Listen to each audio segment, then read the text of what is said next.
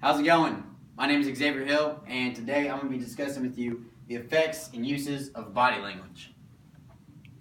In order to better grasp the idea and concept of communication, it is essential to understand the way people utilize body language and the influence it has in conversations.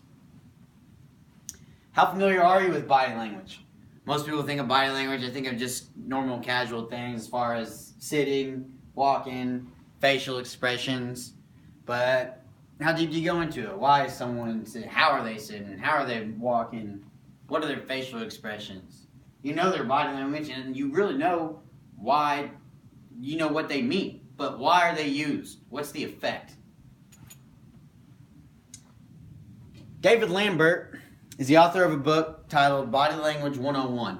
And in his book, he discusses that there is essentially three key motives as to why people use body language.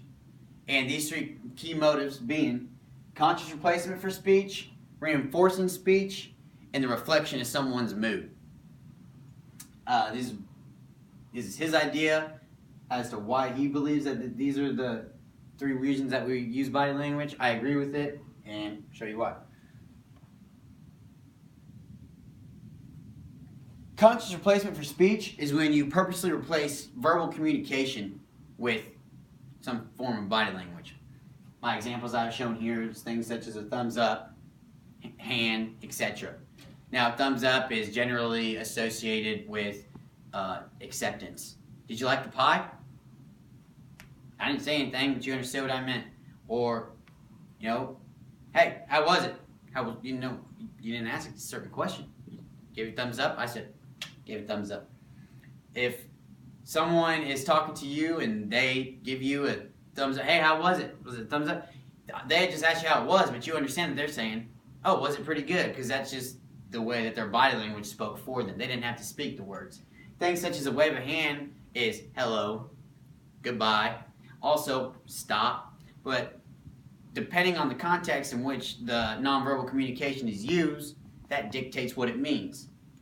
Now, if I'm driving down the road and I throw, hey, and you let me in your lane, being nice, and I throw a hand up, I'm not telling you to stop. You understand what that means. You're going to throw a hand back because I just said thank you, and you just said you're welcome. No one spoke, no one's mouth moved, but we both know exactly what was being said, and we both communicated without speaking. The second reason is reinforcing speech. Now, Forbes.com had an interesting article as to based on interviews using nonverbal communication. Excuse me. And the way body language affects an interviewed situation. Now, they spoke about how, you come in and you sit down and you're talking and you're like, oh yeah, well, I did this and that and such and such. Your body language says you don't really care. Your eyes are looking all over the place.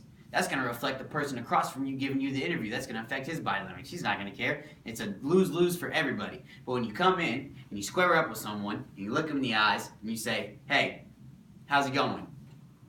Handshake firm. That's body language right there. Ooh, all right. That's automatic, little points. Little respect to somebody.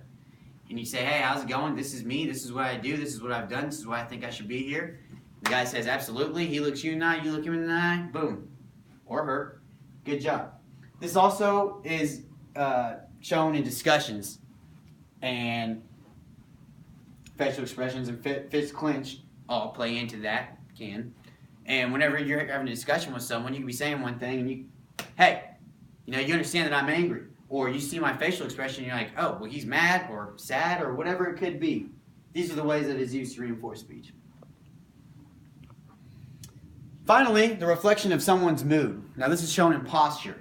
So, I'm sitting at a table. You might come up to me and understand that I'm sad or something is wrong with me. Or maybe my eye contact. Let's get into eye contact nervousness. Like, let's say a cop pulls you over. And you're shaking, you're a little nervous, your eyes are all over the place. Well, he's going to be able to tell that you're feeling pretty nervous or you're hiding something with why your eyes are moving. Why don't you look him in the eyes? And these are just different ways that body language can and does reflect one's mood. In conclusion, body language is useful to understand and be aware of, and body language can also speak better than your words can, as I've shown you in examples and spoken with you that sometimes you don't have to say anything. You can thumbs up, hand out, Someone can understand how your emotions are based on the way that you were sitting, based on your posture and your facial expressions. Also reinforcing. And I think it's better. It's a great thing to become whenever you're better aware of it. It helps you better in life.